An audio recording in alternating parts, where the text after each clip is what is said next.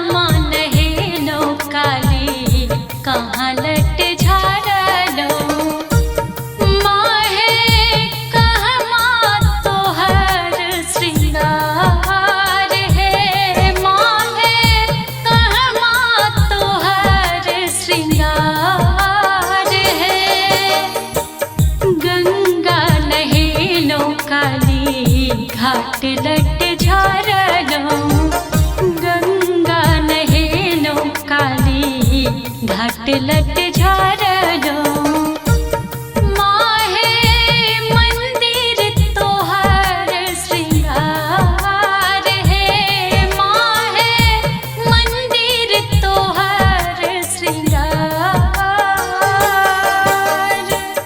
गंगा नहेलो काली, घाट लट झारलो।